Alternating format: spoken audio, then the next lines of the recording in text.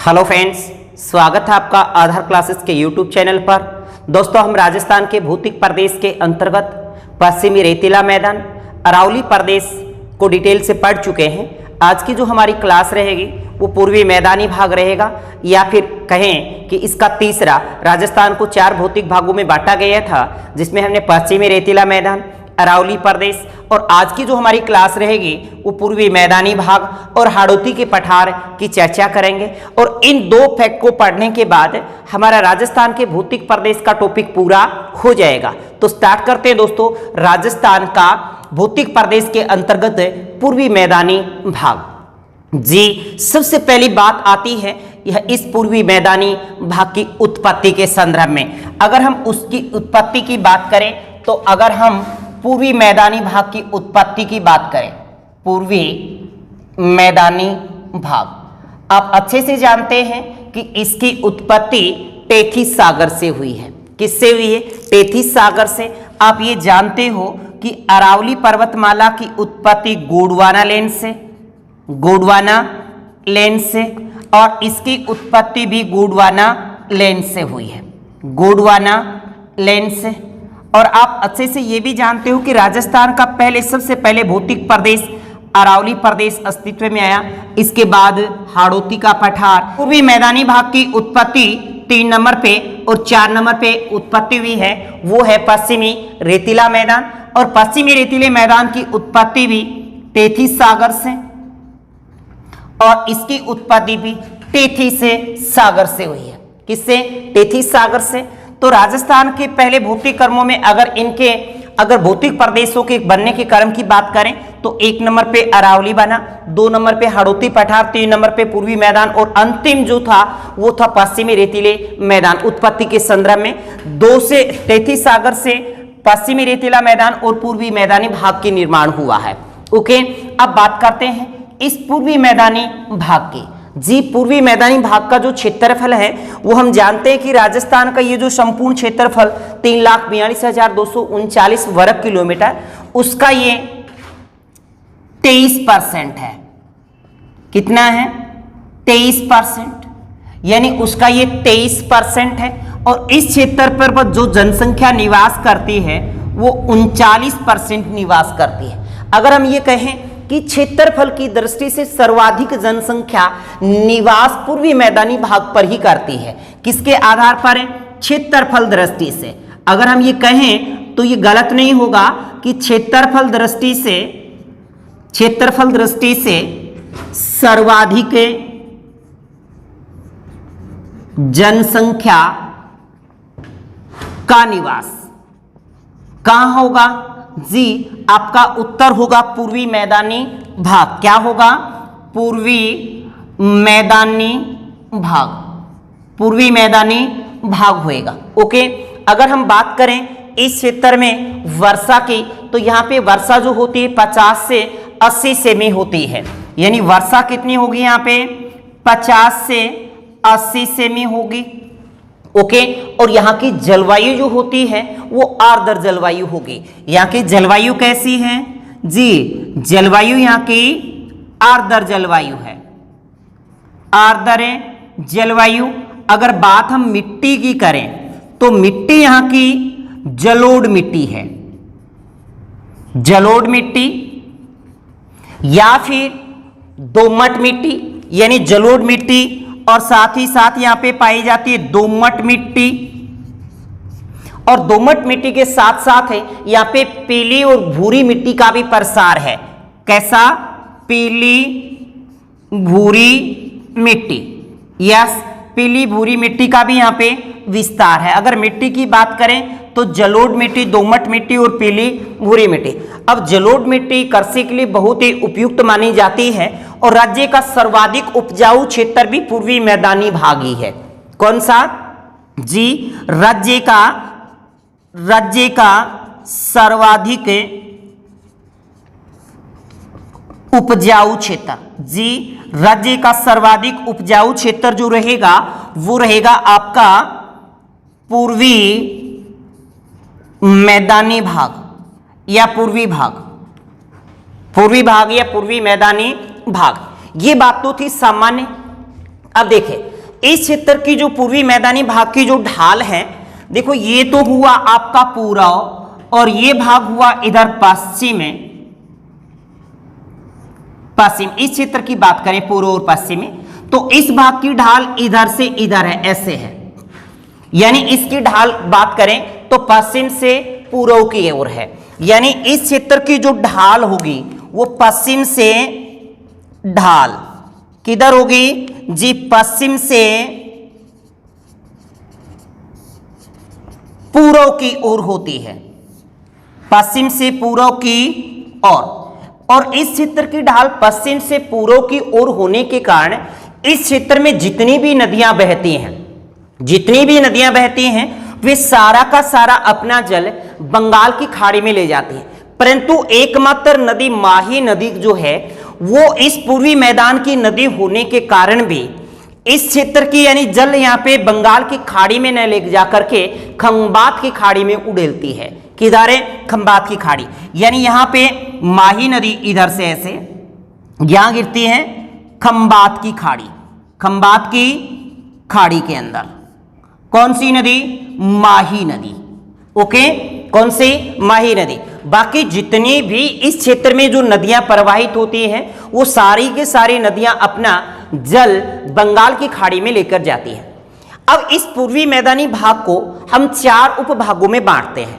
कितने? 4 उपभागों में बांटते हैं। और 4 उपभाग में एक तो होता है बाणगंगा बेसिन। और बाणगंगा बेसिन क्या है? तो बाणगंगा नदी का जो अपुआ तंत्र है वही क्या कहलाता है? बाणगंगा बेसिन कहलाता है। तो बाणगंगा नदी यहां से याद रखिएगा जयपुर से निकलती, यहां से बाणगंगा, और जयपुर से निकल करके दौसा और दौसा से भरतपुर, यानी जयपुर, दौसा और भरतपुर, यानी कौन सी नदी की बात कर रहे हैं अपन? बाणगंगा। और बाणगंगा नदी का जो जल तंत्र है या अपुआ क्षेत्र है वही क्या कहलाता है? बाणगंगा बेसिन कहलाता है। कौन सा जी? एक तो है बाण गंगा बेसिन, यानी पहले उपभाग में हम ये पढ़ेंगे। ओके, अगर दूसरी बात करें बाणगंगा बेसिन के बाद 2 नंबर पे बात आती है चंबल बेसिन। अब चंबल बेसिन आपको पता है कि चंबल नदी जनापाव की पहाड़ी से निकल करके ऐसे और यहां से 84गढ़ भैंसरूडगढ़ से होती हुई कोटा और कोटा से बूंदी और यहां से सीधी चली जाती है ऐसे। ओके, तो यहां से देखो ये चित्तौड़ और चित्तौड़ के बाद ये कोटा, कोटा के बाद ये बूंदी, फिर सवाई माधोपुर, फिर करौली और फिर धौलपुर, यानी कितने? 6 से निकलती है।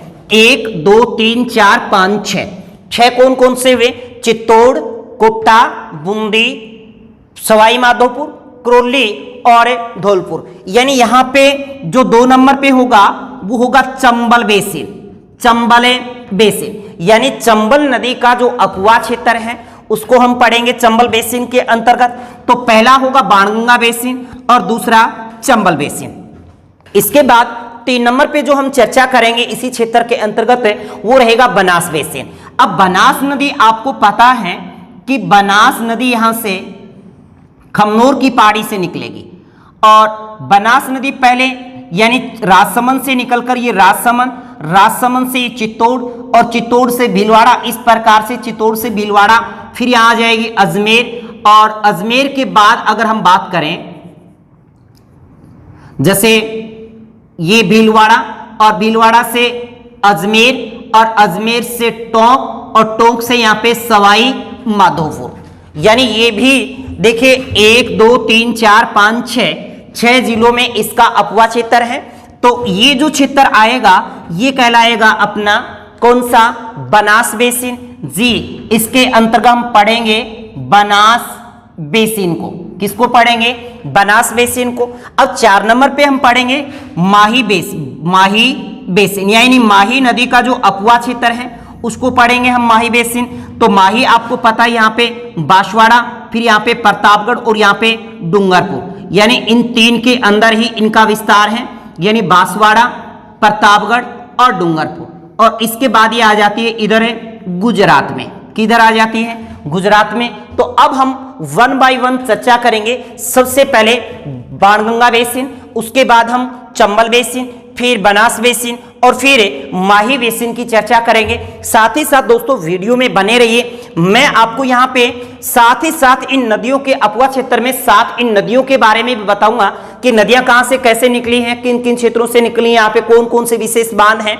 यानी साथ ही साथ हम भौतिक प्रदेश के अंतर्गत पूर्वी मैदानी भाग के अंतर्गत नदियों की भी चर्चा करेंगे।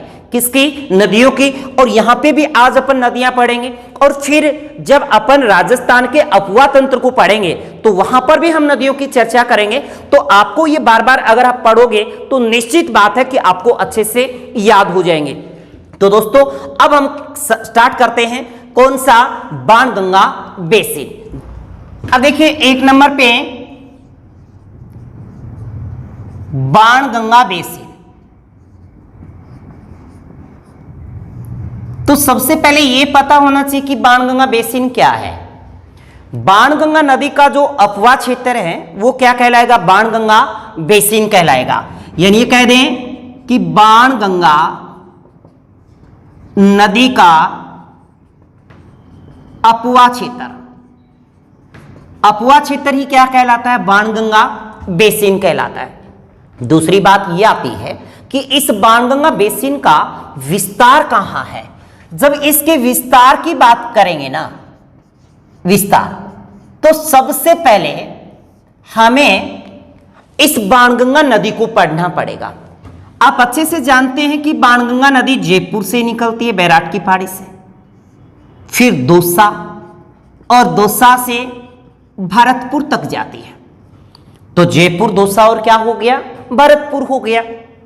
अब देखिए हम चर्चा करते हैं इसी बाणगंगा बेसिन के अंतर्गत बाणगंगा नदी की। बाणगंगा नदी जी, बाणगंगा नदी को देखें। देखो सबसे पहली बात कि बाणगंगा नदी कहां से निकलती है जी। ये रहा जयपुर और जयपुर की ये बैराट की पहाड़ी, बैराट की पहाड़ी। अब जयपुर के बैराट की पहाड़ी से, यानी जयपुर में है और बैराट की पहाड़ी से निकल करके ऐसे जयपुर में ही चलती है। जयपुर का विस्तार इस तरह से है। फिर ये आ जाती है इधर दौसा और दौसा से यहां आ जाती है भरतपुर, यहां तक। और अत्यधिक वर्षा हो तो आगरा के नजदीक जाकर के ये यमुना में भी मिल जाती है। अत्यधिक वर्षा हो तब की बात है। अन्यथा हम बाणगंगा नदी की बात करें, बाणगंगा, तो बाणगंगा नदी का उद्गम कहां से होता है? बैराट की पहाड़ी, जयपुर से। इसी बाणगंगा नदी पर बैराट जयपुर के अंदर, जयपुर से थोड़ा आगे चलते ही जमुआ रामगढ़, जमुआ रामगढ़ बांध है। यहां पे कौन सा बांध है जी? यहां पर पड़ता है जमुआ रामगढ़ बांध। जमुआ रामगढ़ बांध, और ये जमुआ रामगढ़ बांध है जयपुर में ही है। और किस नदी पर है? बाणगंगा पर है। किस पर है? बाणगंगा पर। अब इसके बाद ये दौसा से होती हुई भरतपुर में चली जाती है और भरतपुर के यहां पे अंतिम छोर पे एक बांध बनाए गए। यहां पे यहां एक बांध है जिसका नाम है अनजान बांध, ऐजान बांध। कौन सा बांध है जी? यहां पे है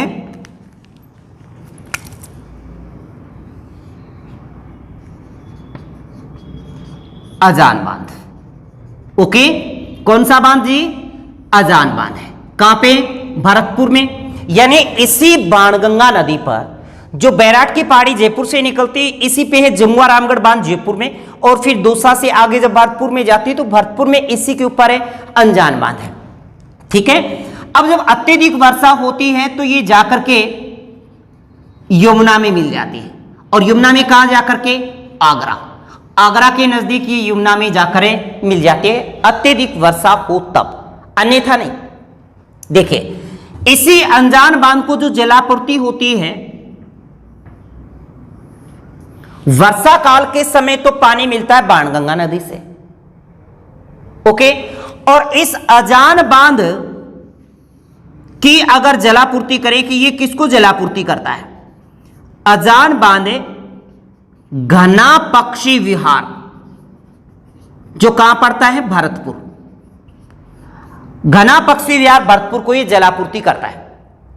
पर जब बरसात ना हो तो इस अजान बांध को जल पांचना बांध से मिलता है, यानी इसी अजान बांध में जो जल गिरता है वो पांचना बांध का, याद रखिएगा, पांचना बांध।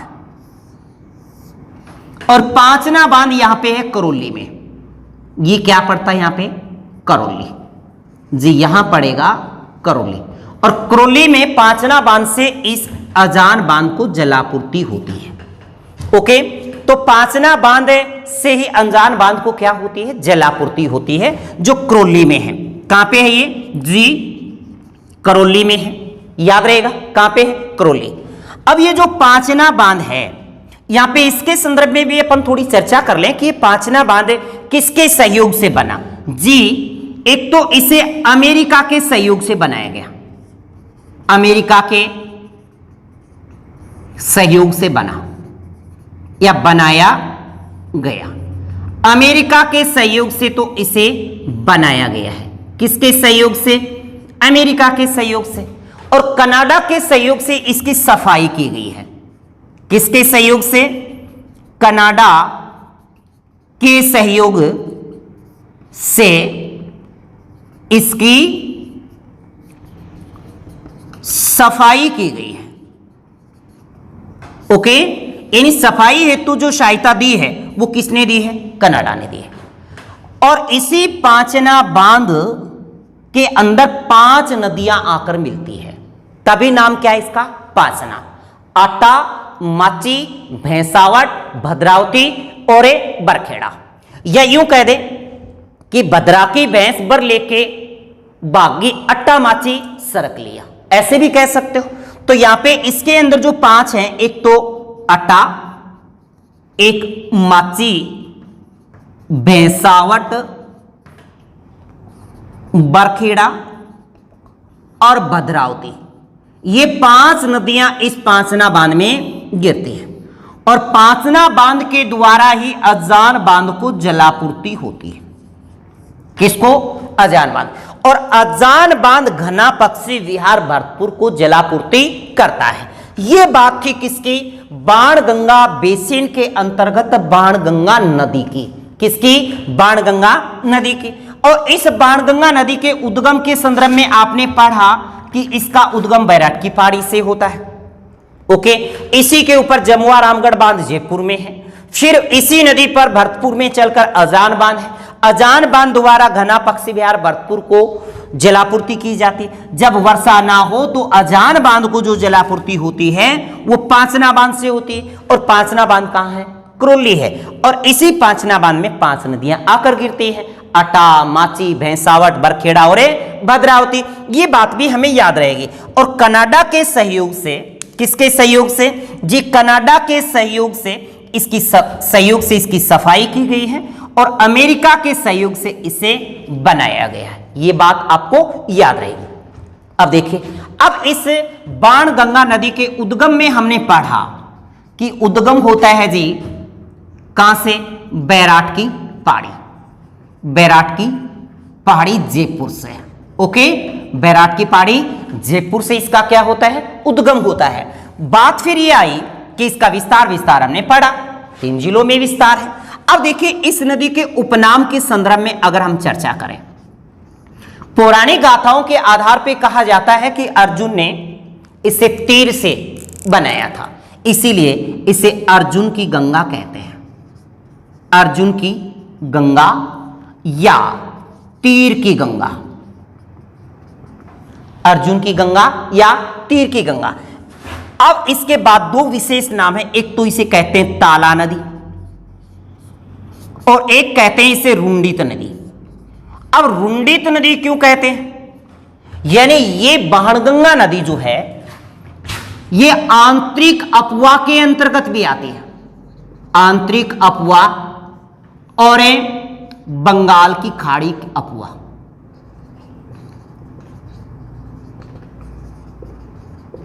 यानी अत्यधिक वर्षा हो तो बंगाल की खाड़ी में जल जाएगी और कम वर्षा हो तो आंतरिक अफवाह की बन के रह जाएगी।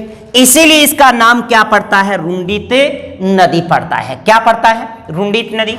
तो याद रखिए बाणगंगा बेसिन जो है, बाणगंगा नदी के अपवा क्षेत्र को ही क्या कहते हैं? अपन बाणगंगा बेसिन कहते हैं। और इस बाणगंगा नदी की जो लंबाई है वो याद रखिए 380 किलोमीटर है।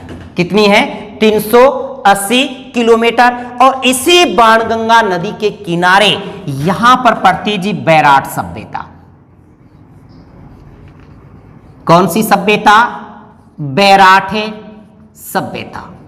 और आप अच्छे से जानते हैं कि बैराट सभ्यता एक मौर्यकालीन सभ्यता है। कौन सी? मौर्यकालीन सभ्यता। वो जयपुर में जो बैराट सभ्यता है वो भी बाणगंगा नदी के किनारे है और इस बाणगंगा नदी की लंबाई 380 किलोमीटर है। ओके। अब दोस्तों इसके बाद बाणगंगा बेसिन में हमने सारी बातें पढ़ने का पूरा प्रयास किया है। एक भी बात ऐसी नहीं जो इसमें छोड़ी गई हो, पूरी की पूरी बातें आपको समझाने का प्रयास किया गया। अब जो बात करेंगे, हम चर्चा करेंगे चंबल बेसिन की। चंबल बेसिन, और चंबल बेसिन में भी इसी प्रकार से बाय मैप आपको समझाने का पूरा प्रयास करूंगा। वीडियो में बने रहिए। अगर आपको अच्छा लग रहा है तो अभी के अभी इस वीडियो को आप देखते देखते अपने मित्रों में शेयर करिएगा। अब स्टार्ट करते हैं चंबल बेसिन से। अब देखिए चंबल बेसिन जी, चंबल बेसिन किसे कहेंगे? चंबल बेसिन। तो वही बात, चंबल नदी का जो अपवा क्षेत्र वो क्या कहलाएगा? चंबल बेसिन। तो इसको हम लिखेंगे चंबल नदी के अपवा क्षेत्र। अपवा क्षेत्र को ही हम क्या कहेंगे? चंबल बेसिन कहेंगे। ओके। इसके बाद जो बात आती है कि चंबल बेसिन हम का विस्तार, तो चंबल बेसिन का जो विस्तार पढ़ेंगे तो चंबल नदी के बारे में जानना होगा जी। इसके लिए हमें किसको जानना पड़ेगा? चंबल नदी को। चंबल नदी जी, चंबल नदी कहां से निकलती है ये बात लेते हैं। तो देखिएगा यहां पड़ती हैं जनापाव की पहाड़ी जो विंध्याचल पर्वत के अंतर्गत आती है। विंध्याचल पर्वत, और ये विंध्याचल पर्वत वाला जो यहां से पठारी भाग होगा, यही जो भाग है जनापाव की पहाड़ी, ये मालवा के पठार का भाग है। मालवा का पठार याद रखिएगा। यहां पे है जनापाव की पहाड़ी जो विंध्याचल पर्वत के अंतर्गत आती है, और ये जो जनापाव की पहाड़ी है मालवा के पठार के अंतर्गत है। ओके। और ये जनापाव पहाड़ी महू जिला मध्य प्रदेश में है। कहां है? महू जिला मध्य प्रदेश। ओके। तो महू जिला मध्य प्रदेश, यहां से निकलती है जी चंबल नदी मध्य प्रदेश से। ओके। कहां से? मध्य प्रदेश से। और यहां पे मध्य प्रदेश में ही इसी के ऊपर एक बांध बना है, यहां मध्य प्रदेश में। और मध्य प्रदेश में इस बांध का जो नाम है वो है गांधी सागर बांध। गांधी सागर बांध। और इस बांध को 1960 ईस्वी को बनाया गया था और इसका उद्घाटन जवाहरलाल नेहरू ने किया था। ओके। चंबल नदी के ऊपर ही गांधी सागर बांध है, और ये गांधी सागर बांध कहां है जी? मध्य प्रदेश में है। कहां है? मध्य प्रदेश। और इसी गांधी सागर बांध से, यानी इस बांध से विद्युत भी प्राप्त की जाती है। यानी विद्युत की, यानी 23 मेगावाट की यहां पे 5 इकाई है। कितनी है? 23 मेगावाट की कितनी इकाइयां हैं? 5 इकाइयां हैं। यानी 1 मेगावाट से, एक इकाई से 23 मेगावाट विद्युत का उत्पादन होता है। तो कुल यहां पे 115 मेगावाट का विद्युत का उत्पादन किया जाता है। किस बांध से? जी, गांधी सागर बांध से। चंबल नदी पर 4 बांध है, तो गांधी सागर बांध चंबल नदी पर है, पर यह राजस्थान में नहीं है। और चंबल नदी पर बना सबसे बड़ा बांध है। किस पर है? चंबल नदी पर बना सबसे बड़ा बांध। चंबल नदी पर बात कर रहा हूं। चंबल नदी पर बना सबसे बड़ा बांध कौन सा है जी? गांधी सागर बांध। और इसी गांधी सागर बांध से ये चंबल नदी आगे चलती है ऐसे, और राजस्थान में प्रवेश कर जाती है। यानी जनापाव की पहाड़ी, विंध्याचल पर्वत, मालवा का पठार, महू जिला, मध्य प्रदेश, इसका क्या है? उद्गम है। यानी ये तो बात हमने किसकी की?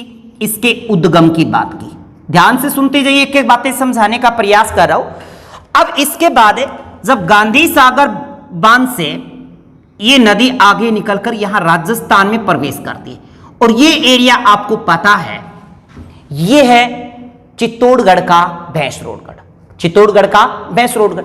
और यहां पर एक गांव है जिसका नाम है चौरासीगढ़। चौरासीगढ़। यानी राजस्थान में ये प्रवेश कहां से करती है? चौरासीगढ़। और चौरासीगढ़ पड़ता है भैंसरोडगढ़ में, और भैंसरोडगढ़ पड़ता है चित्तौड़ में। यानी इसका राजस्थान में जो प्रवेश है, राजस्थान में प्रवेश, जी, राजस्थान में प्रवेश चौरासीगढ़ भैंसरोडगढ़ चित्तौड़ से होता है। थोड़ी सी जैसे ये नदी आगे बढ़ती है तो यहां पर चित्तौड़ से एक नदी निकलती है जिसका नाम है बामनी नदी। इधर से कौन सी नदी है? बामनी नदी। ओके।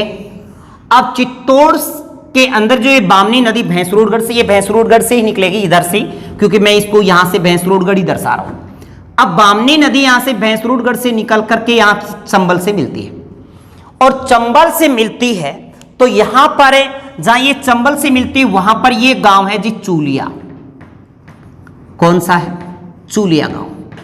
और चूलिया गांव के अंदर ही ये चूलिया जलप्रपात का निर्माण करती है। चूलिया जल प्रपात,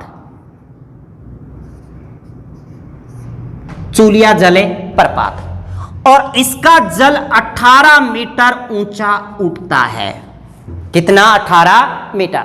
और ये राजस्थान का सबसे ऊंचा जलप्रपात है। और कहां पे? चूलिया नामक के गांव। कौन कौन सी नदी? चंबल और बामनी नदी कौन से जलप्रपात को बनाती है? चूलिया जलप्रपात, जो राजस्थान का सबसे ऊंचा जलप्रपात है। और यहीं पर पड़ता है, फिर आगे चले तो भैंसरोडगढ़ दुर्ग। भैंसरोडगढ़ दुर्ग।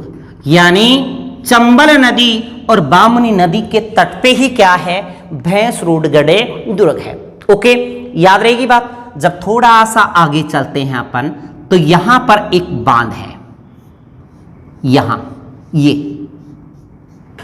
इस बांध का नाम है राणा प्रताप सागर। और ये जो राणा प्रताप सागर यहां पे बांध बना है, ये है जी निम्बाहेड़ा, चित्तौड़ में। जी, ये जो बांध है इसका नाम है राणा प्रताप सागर बांध।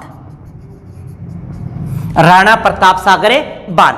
और ये राणा प्रताप सागर बांध में कहां बता रहा हूं आपको? ये जो बांध है ये है निम्बाहेड़ा। निम्बाहेड़ा चित्तौड़। निम्बाहेड़ा चित्तौड़ के अंदर ये बांध है। ओके, निम्बाहेड़ा चित्तौड़गढ़। और इस बांध को जो बनाया गया था वो 1970 ईस्वी को बनाया गया था। 1970 ईस्वी को। अब बात अगर हम अन्य बांधों की बात करेंगे तो यहां से थोड़ा चलते ही आगे जवाहर सागर बांध है। राजस्थान में इस पर 3 बांध हैं। एक तो देखिए, सबसे पहले हमने गांधी सागर बांध, फिर 2 नंबर पे हमने राणा प्रताप सागर बांध, जिसका निर्माण 1970 में किया गया था। राणा प्रताप सागर बांध के संदर्भ में बहुत से अच्छे अच्छे क्वेश्चन बनते हैं। इस राणा प्रताप सागर बांध पर 43 मेगावाट की 4 विद्युत इकाइयां हैं और 43 को 4 से गुणा करेंगे तो 172 मेगावाट इससे विद्युत का उत्पादन भी होता है। किससे? राणा प्रताप सागर बांध से। और इस बांध को विश्व का सबसे सस्ता बांध माना गया है। विश्व का सबसे सस्ता बांध, विश्व का सबसे सस्ता बांध भी माना गया है। और राजस्थान में चंबल नदी पर, याद रखिए ये बात बोल रहा हूं, राजस्थान में चंबल नदी पर भराव दृष्टि से सबसे बड़ा बांध है। यानी किस पर है? राजस्थान में चंबल नदी पर जल भराव दृष्टि से सबसे बड़ा बांध, जल भराव दृष्टि की बात कर रहे हैं, ठीक है। और चंबल नदी पर बना राजस्थान में सबसे बड़ा बांध भी है। ओके, याद रहेगी। इसके बाद अगर हम बात करें इस राणा प्रताप सागर बांध के बाद, राणा प्रताप सागर के बांध के बाद आता है जवाहर सागर बांध।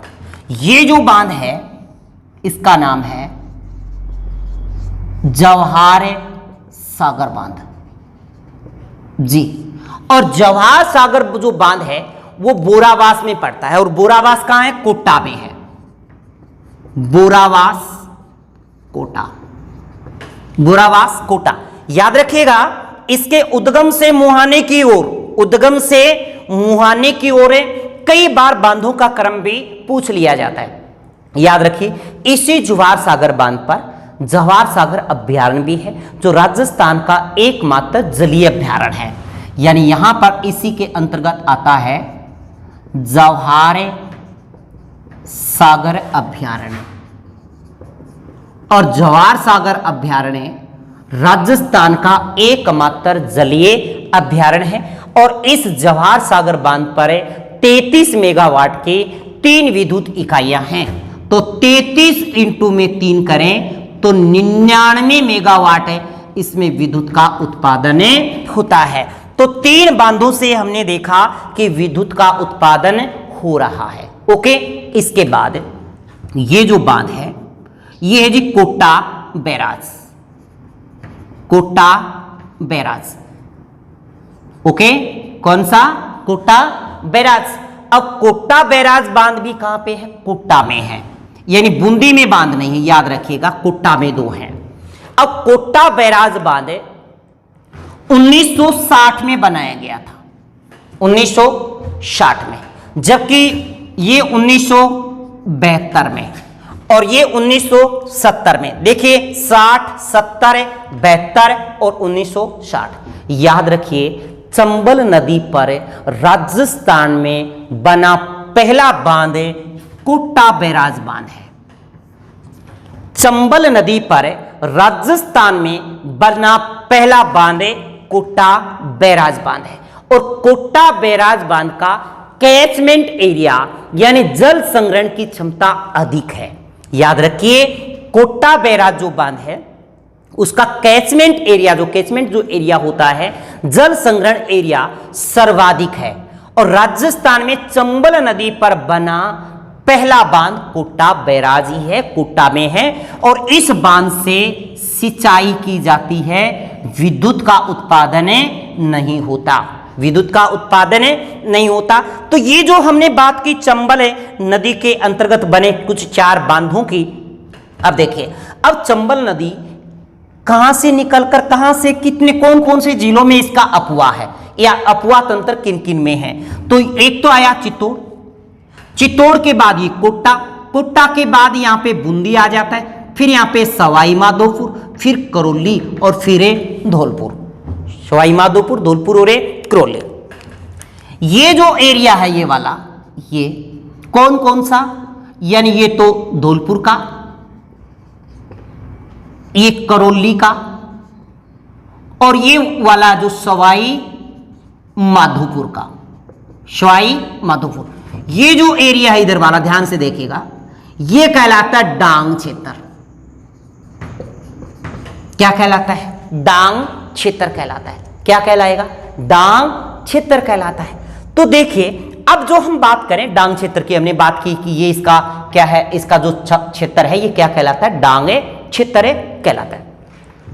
अब नेक्स्ट बात आती है चंबल बीड़ भूमि, या फिर हम करें कि इसका विस्तार किन किन जिलों में है।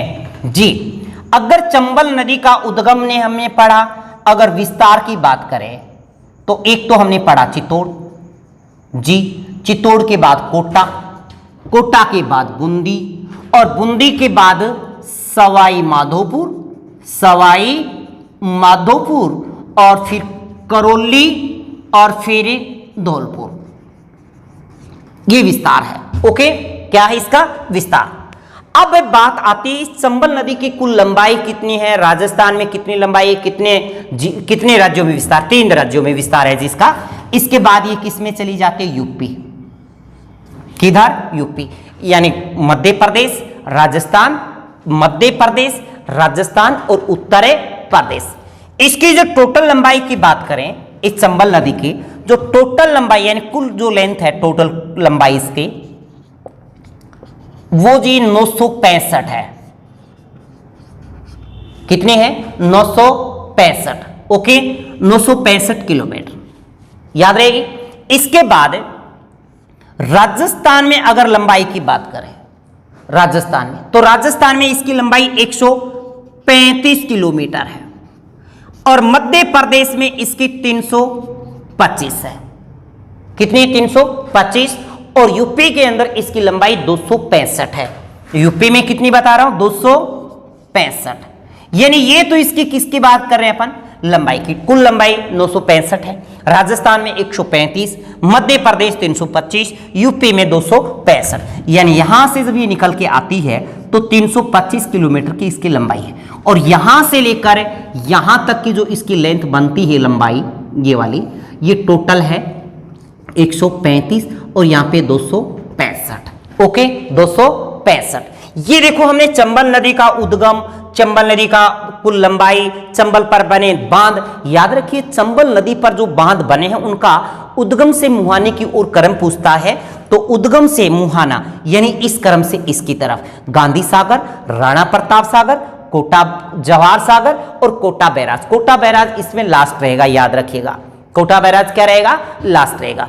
विस्तार में हमने अगर जिलों की बात करें तो चित्तौड़, कोटा, बूंदी, सवाई माधोपुर, करौली और धौलपुर। अब देखिएगा, इस चंबल नदी में एक है चंबल बीड़ भूमि। क्या है? चंबल बीड़ भूमि, जी,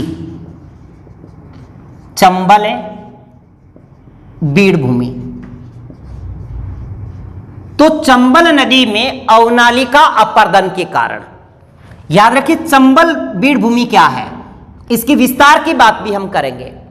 चंबल बीड़ भूमि, याद रखिए यहां पे ये जो एरिया है ये चंबल बीड़ भूमि के अंतर्गत आता है।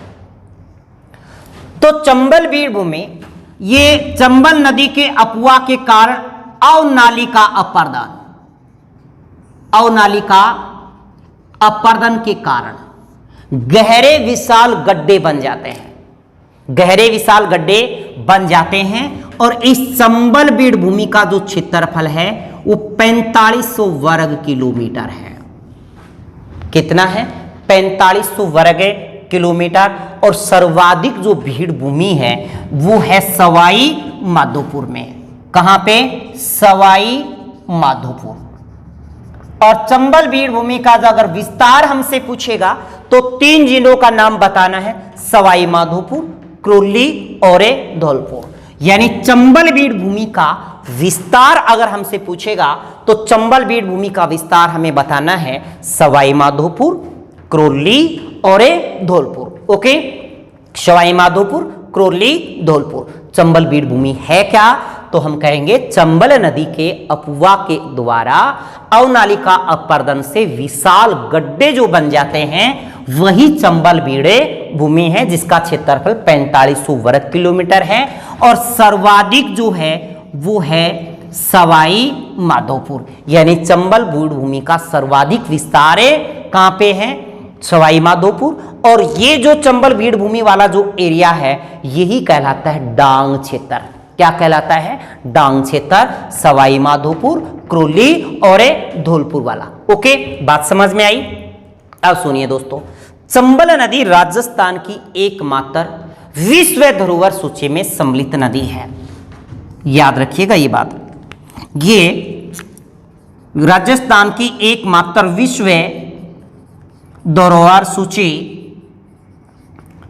में सम्मिलित नदी है। यानी चंबल नदी राजस्थान की एकमात्र विश्व धरोहर सूची में सम्मिलित नदी है। साथ ही साथ अगर हम चंबल नदी के अपवा क्षेत्र की बात करें तो राजस्थान का जो कुल अपवा क्षेत्र है उसका इसके अंतर्गत 20.9% आता है। कितना आता है? 20.9% आता है। दोस्तों, चंबल बेसिन के अंतर्गत मैंने सारी बातें आपको चंबल की बताई। इस क्लास के अंदर हमने चंबल के और चंबल की सहायक नदियां नहीं पढ़ी। जब हम अपवा क्षेत्र पढ़ेंगे तब चंबल नदी और चंबल की सभी सहायक नदियों और दोबारा से इनकी बातें चर्चा करेंगे। तो अब देखिए नेक्स्ट बात आती है बाणगंगा बेसिन के बाद चंबल बेसिन पढ़ा। अब जो हम पढ़ेंगे वो रहेगा बनास बेसिन। कौन सा? बनास बेसिन। अब देखिए दोस्तों, नेक्स्ट जो है हमारा 3 नंबर वो है बनास बेसिन। तो ये बात तो आपको बताने की जरूरत ही नहीं, बेसिन क्या है। तो बनास नदी का अपवा क्षेत्र क्या कहलाएगा? क्या कहलाएगा जी? बनास बेसिन कहलाएगा। बनास नदी का अपवा क्षेत्र ही क्या कहलाएगा? बनास बेसिन कहलाएगा। तो हम बनास बेसिन के अंतर्गत यहां पे बनास नदी की बात करेंगे। किसकी? बनास नदी जी। तो स्टार्ट करते हैं मैप से। देखिए बनास नदी, तो यहां पे पड़ता, आपको पता कि ये एरिया राजसमंद का है और राजसमंद में यहां पे एक पहाड़ी है, ये राजसमंद, जिसको हम कहते हैं खमनोर की पहाड़ी। खमनोर की पहाड़ी, और खमनोर की पहाड़ी पड़ती है राजसमंद। कहने का मतलब है बनास नदी का उद्गम खमनोर की पहाड़ी से होता है। कहां से? खमनोर की पहाड़ी। अब खमनोर की पहाड़ी राजसमंद से ये इधर है चित्तौड़गढ़ की ओर आती है ऐसे। ये एरिया, ये चित्तौड़ आ गया, और चित्तौड़ से ये ऊपर भीलवाड़ा की ओर, ये भीलवाड़ा हो गया। भीलवाड़ा से थोड़ा ऊपर चल के अजमेर हो गया। अजमेर से इधर ये टोंक आ जाती है, टोंक, और टोंक से ये यहां पे सवाई माधोपुर। सवाई माधोपुर यानी ये तो हुआ चित्तौड़,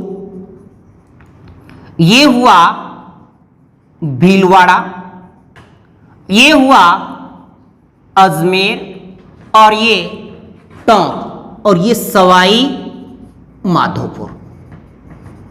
यानी सबसे पहली बात हमने की कि बनास नदी का जो उद्गम है वो खमनोर की पहाड़ी राजसमंद से हुआ। फिर बात की कि बनास नदी के उद्गम के बाद की इनका विस्तार किन किन जिलों में है, तो 6 में पड़ा। राजसमंद, चित्तौड़, भीलवाड़ा, अजमेर, टोंक और सवाई माधोपुर। तो ये बात हम नोट कर देते हैं। तो सबसे पहले उद्गम की बात। उद्गम जी, उद्गम हुआ खमनोर की पहाड़ी, और खमनोर की पहाड़ी है राजसमंद। ओके, राजसमंद में। ओके, नेक्स्ट बात आती है कि इसका विस्तार, बनास नदी का विस्तार किन किन जिलों में। तो एक तो देखा हमने राजसमंद, राजसमंद के बाद चित्तौड़, चित्तौड़ के बाद भीलवाड़ा, और भीलवाड़ा के बाद अजमेर, अजमेर के बाद टोंक, और टोंक के बाद ही सवाई माधोपुर में जाकर रामेश्वरम घाट पर माधोपुर चंबल में मिल जाती है। यहां ये चंबल में मिलती है, ये चंबल नदी है, चंबल नदी। और चंबल नदी से ये कहां पे मिलती है? सवाई माधोपुर। और यहीं से एक मध्य प्रदेश से एक नदी और निकलती है जिसका नाम है सिप। एक तो देखिए बनास, सिप और चंबल, यानी सवाई माधोपुर के अंदर रामेश्वरम घाट में इनका त्रिवेणी संगम बनता है। यह है रामेश्वरम घाट जो परशुराम की तपोस्थली है, रामेश्वरम घाट।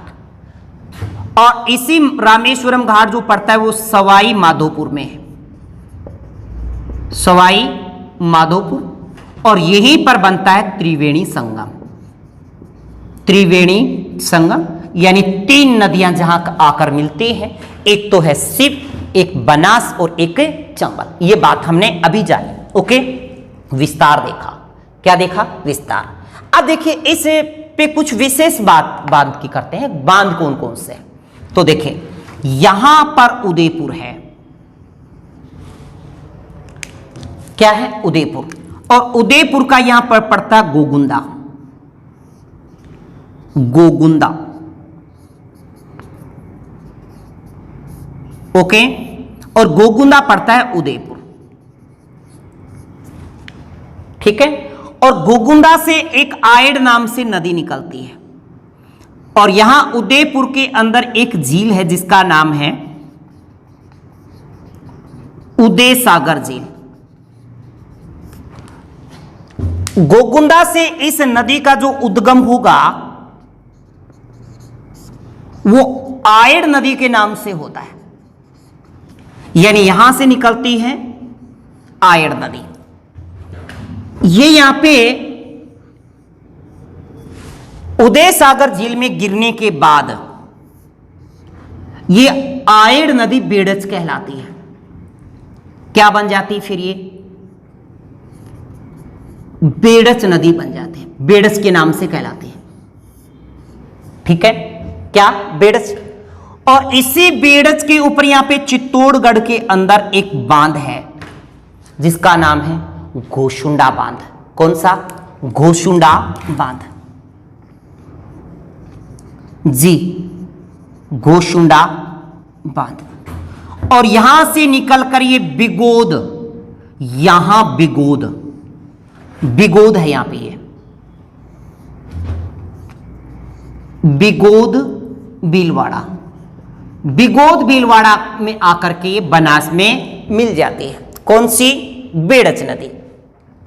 इसके बाद यहीं से मंडलगढ़ भीलवाड़ा से, मंडलगढ़ भीलवाड़ा से मेनाल नदी निकलती है, यानी यहां से कौन सी नदी?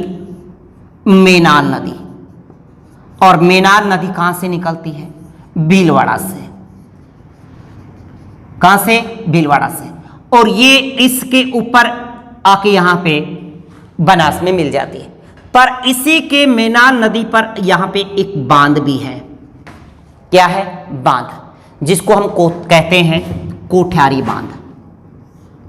क्या कहेंगे? कोठ्यारी बांध। और ये मंडलगढ़ भीलवाड़ा में है, मंडलगढ़ भीलवाड़ा। ओके, ये बात तो की हमने इसके त्रिवेणी संगम की, जो भीलवाड़ा के अंदर बिगोद भीलवाड़ा में पड़ता है, जहां से एक तरफ तो बेड़च और दूसरी मेनाल नदी, और किससे मिलती है? बनास से। ओके, याद रहेगी। कोठ्यारी बांध भी कहां पे? मेनाल नदी पर है। ओके, अब देखिए इसके बाद त्रिवेणी संगम में और बात करें तो राजसमंद में एक जगह पड़ती बिजराल की पहाड़ी, बिजराल की पहाड़ी, ये राजसमंद में है। कहां है? राजसमंद जी। ये बिजराल की पहाड़ी राजसमंद में, और इस बिजराल की पहाड़ी से एक नदी निकलती है यहां पे, ये इससे दर्शाया, यहां से एक नदी निकलती है और वो जो जाके टोंक में मिल जाती है। किससे? बनास से। और उस नदी का नाम क्या है? खारी नदी है। कौन सी? खारी नदी। खारी नदी जो बिजराल की पहाड़ी से निकलती है। एक अजमेर से यहां से एक नदी निकलती, जैसे ये अजमेर पूरा, और इस अजमेर से एक नदी निकलती जिसका नाम है डाई, डाई नदी। ये यहां पर एक त्रिवेणी संगम बनाते हैं टोंक में, और यहीं पर है बीसलपुर बांध, बीसलपुरे बांध। टोडाराय गांव का नाम है टोडाराय गांव, राजमहल टोंक में। यहां पे भी त्रिवेणी संगम बनता है, जिसमें बनास डाई और खारी ओरे डाई के द्वारा। और फिर त्रिवेणी संगम आगे है कौन सा, सवाई माधोपुर के रामेश्वरम घाट में शिप बनास ओरे चंबल का, यानी बनास के द्वारा यहां पे 3 त्रिवेणी संगम बनाए जाते हैं। ओके, याद रहेगी बात। देखिए, अब बनास नदी अपने साथ जो जल लेके जाती है, अपने साथ जो मिट्टी लेके जाती है, वो है पीली मिट्टी, भूरी पीली मिट्टी, यानी इसका जो भूरी पीली मिट्टी, भूरी पीली मिट्टी का जो विस्तार है वो बनास नदी का अपवा क्षेत्र है, बनास नदी का अपवा क्षेत्र। ये बात भी आपको याद रहेगी। ओके, ठीक है। अब बात करते हैं कि इस बनास नदी की फिर लंबाई कितनी है टोटल। अब तक कितनी देर हो गई गाते गाते कि बनास बनास, तो बनास नदी की जो टोटल लेंथ है, लंबाई, याद रखिएगा इसकी जो कुल लंबाई है वो 480 किलोमीटर है, जबकि बाणगंगा की हमने कितनी पढ़ी 380, और इसके 480 किलोमीटर। ओके, और ये याद रखिए कि जो बनास बेसिन जो है, इसके समुद्र तल से अगर हमें ऊंचाई पूछ ले कभी, समुद्र तल से ऊंचाई, जी, इसकी जो समुद्र तल से ऊंचाई है वो 150 से 300 मीटर के बीच है। कितनी, 300 मीटर, यानी 150 से 300 मीटर के बीच। ओके, ये था हमारा बनास बेसिन के अंतर्गत बनास नदी, और बनास की कुछ सहायक नदियों में कुछ उनसे जो विशेष बांध थे उनकी भी हमने चर्चा की। अब जो हम चर्चा कर रहे हैं वो रहेगा माही बेसिन। माही बेसिन, तो चर्चा करते हैं। अब देखिएगा माही बेसिन के संदर्भ में, अब देखें माही बेसिन।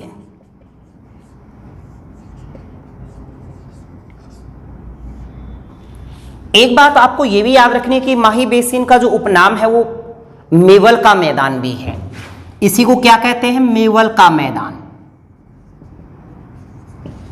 और इसी को कई बार 56 का मैदान भी कहा दिया जाता है, 56 का मैदान।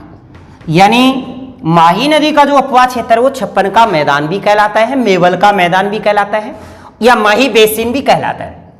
ओके, तो वही बात, माही नदी के जो अपवा क्षेत्र को हम क्या कहते हैं, मेवल का मैदान या फिर 56 का मैदान कहते हैं। 56 के मैदान की चर्चा करेंगे, कहां कहां पड़ता है, इसका विस्तार की चर्चा करेंगे, देखिएगा। तो सबसे पहली बात आती है माही बेसिन के अंतर्गत माही नदी की, माही नदी, जी। तो सबसे पहले माही नदी कहां से निकलती है, जी, माही नदी यहां पे जो मध्य प्रदेश है, मध्य प्रदेश में एक पड़ता है अमरोरू, अमरोरू पर्वत, अमरोरू पर्वत पड़ता है धार जिला, और धार जिला पड़ता है मध्य प्रदेश। और यहीं से इस अमरेरू पर्वत से एक नदी निकलती है और उसका पानी यहां पर गिर जाता है। यहां पर है एक झील जिसका नाम है मेहंद झील,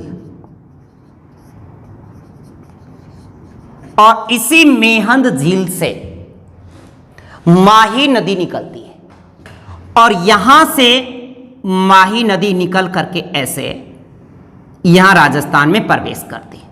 और राजस्थान में जहां से प्रवेश करती है ये एरिया बांसवाड़ा का है। इस स्थान का नाम है खादू गांव, और खादू ग्राम पड़ता है बांसवाड़ा। यानी कहने का मतलब है माही नदी राजस्थान में कहां से प्रवेश करती है, खादू ग्राम में प्रवेश करती है। ओके, कहां से, खादू ग्राम में। अब थोड़ा सा आगे चलकर यहां पे यूं इसी बांसवाड़ा के अंदर एक बहुत बड़ा बांध बना है, ये वाला, जिसको कहते हैं माही सागर बांध। माही सागर बांध कह दें या माही बजाज सागर बांध। ये है माही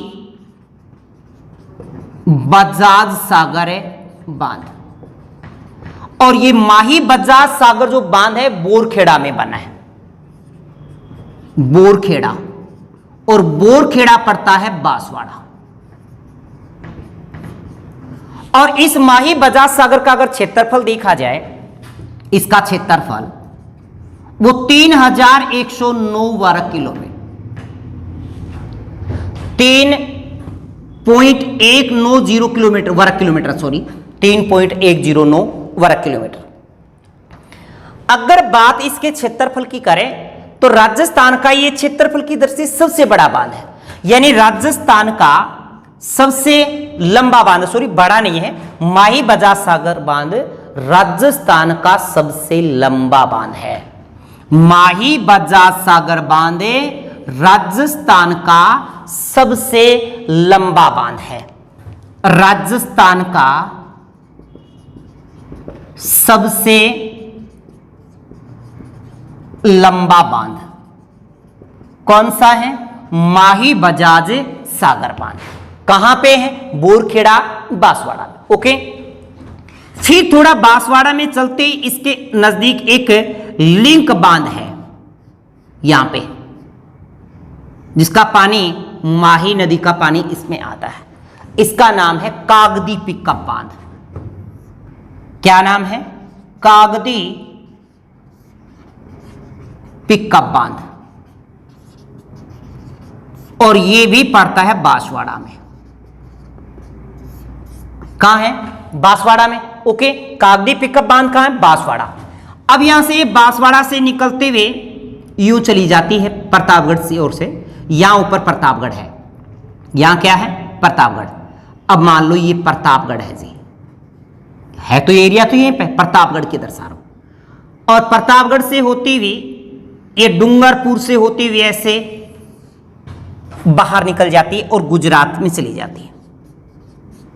गुजरात, और गुजरात में खंबात की खाड़ी में गिर जाती है। किसमें? खंबात की खाड़ी, यानी अपना जल कहां ले जाती है? खंबात की खाड़ी में ले जाती है।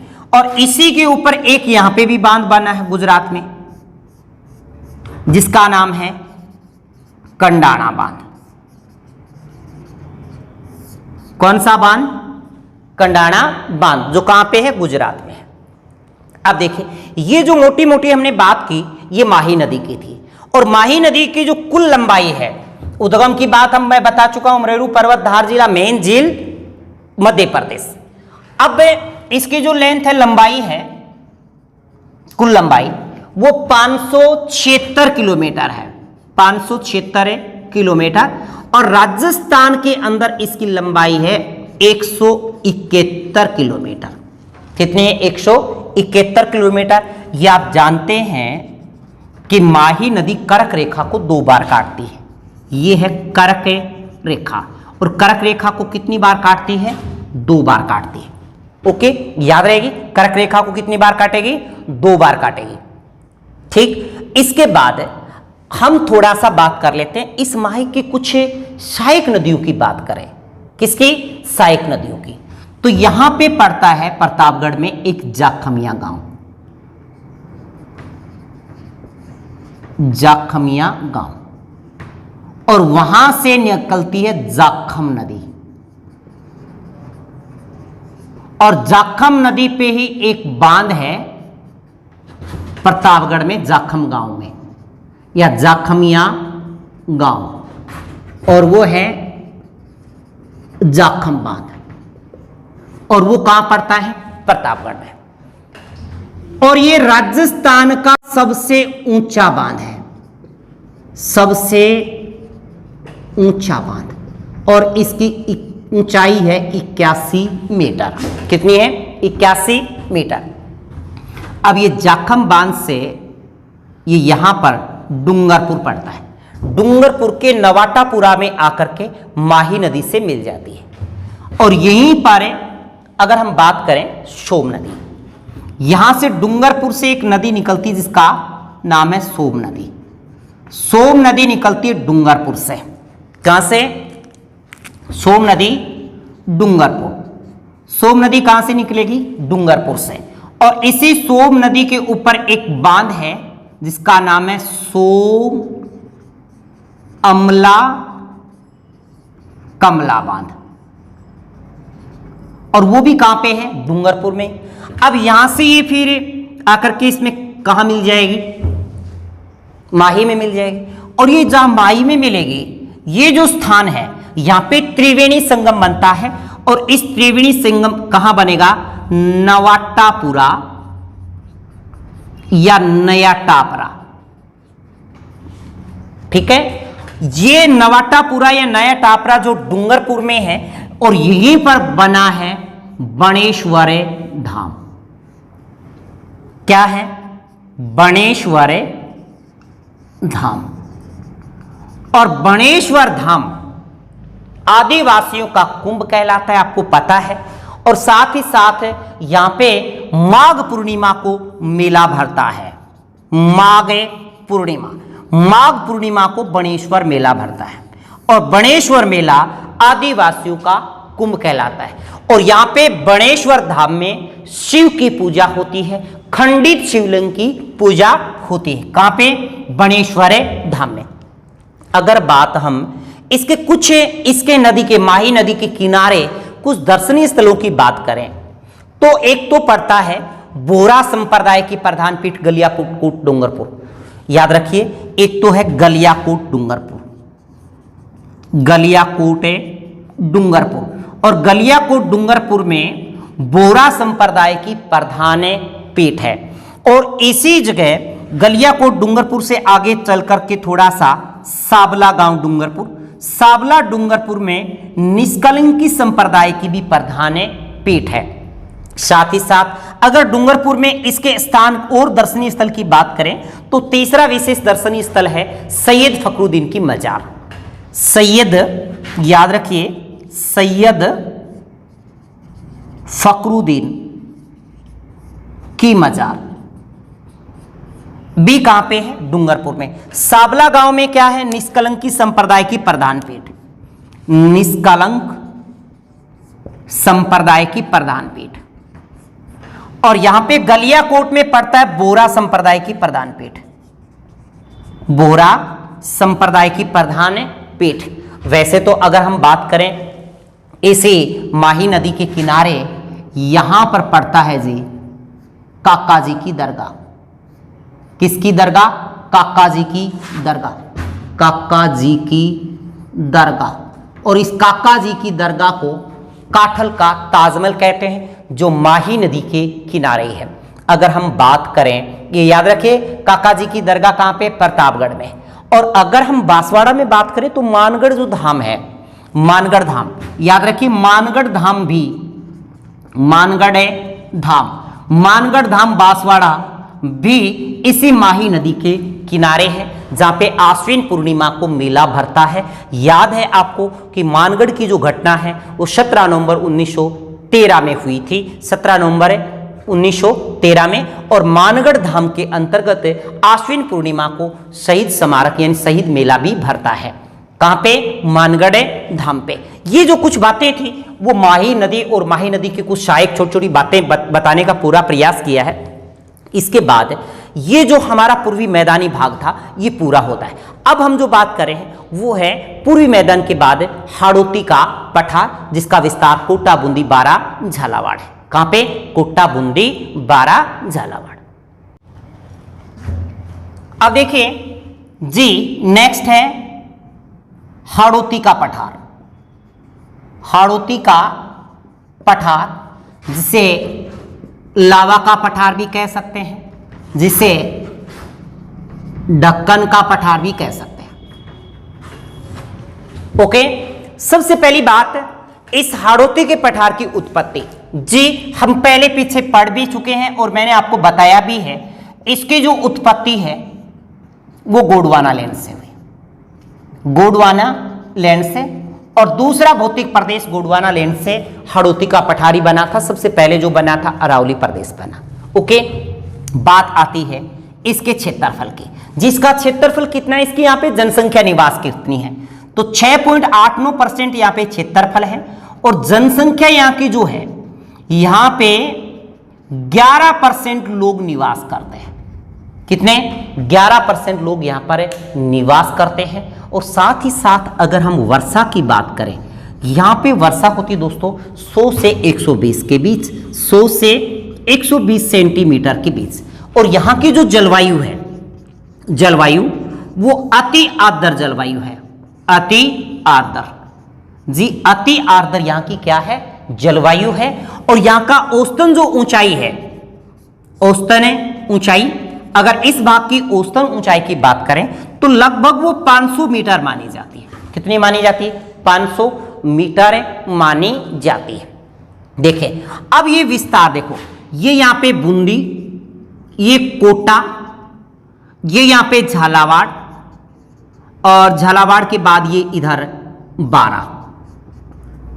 यानी कहने का मतलब है ये 4 जिलों का जो क्षेत्र है, कोटा, बूंदी, बारा, झालावाड़ वाला, यही हाड़ौती का पठार कहलाता है। यानी इसके विस्तार की बात करें हाड़ौती के पठार की, तो कोटा, बूंदी, बारा और झालावाड़ है, झालावाड़। इस झालावाड़ के अंदर एक तो संतरे अधिक होते हैं और एक सोयाबीन अधिक होता है। संतरा और सोयाबीन सर्वाधिक कहां होता है? झालावाड़ में होता है। ओके, और याद ये रखना है कि इस क्षेत्र में सर्वाधिक नदियों का अपवा क्षेत्र है, सर्वाधिक नदियां बहती हैं इस क्षेत्र में, सर्वाधिक नदियों वाला क्षेत्र कहें। पर अगर यूं कह देना कि सर्वाधिक नदियों के उद्गम वाला क्षेत्र, सर्वाधिक नदियों के उद्गम वाले क्षेत्र की बात करें तो वो अरावली प्रदेश रहेगा। क्या रहेगा? अरावली प्रदेश रहेगा। ओके, याद रहेगा दोस्तों। ये जो हाड़ौती का पठार है, ये हाड़ौती का पठार जो हमने मालवा का पठार, इधर जो पड़ता है मालवा का पठार, मालवा का पठार, या फिर कहें विंध्याचल पर्वत, यानी ये मालवा के पठार की किधर है? उत्तर में है, उत्तर में। मालवा के पठार की कहां है? उत्तर में ही स्थित है। यानी यहां पे मध्य प्रदेश में क्या पड़ता है? मालवा का पठार, जिसमें विंध्याचल पर्वत जो हमने पढ़ा था पीछे, तो मालवा के पठार के ये उत्तर में ही क्या है? हाड़ौती का पठार है। और इस क्षेत्र में सर्वाधिक नदियां बहती हैं। सर्वाधिक नदियों का उद्गम नहीं होता। उद्गम की जब बात करें, सर्वाधिक नदियों के उद्गम की, तो हमें अरावली प्रदेश जवाब देना है। ओके, क्या देना है? अरावली प्रदेश से जवाब देना है। बस दोस्तों, छोटा सा था हाड़ौती क्षेत्र में, ज्यादा विस्तार नहीं है और कोई खास विशेष बातें नहीं है। यहाँ पे इसकी जनसंख्या, क्षेत्रफल और यहाँ की जलवायु, यहाँ की औसतन ऊंचाई, और एक सबसे विशेष बात है कि यहाँ पे सर्वाधिक नदियां बहती हैं। दोस्तों, इसी के साथ हमारा राजस्थान का भौतिक प्रदेश का टॉपिक सविस्तार पढ़ाने का पूरा प्रयास किया है। हर चीज आपको बारीकी से समझाने का प्रयास किया। तो इसी के साथ अपना ये टॉपिक समाप्त होता है।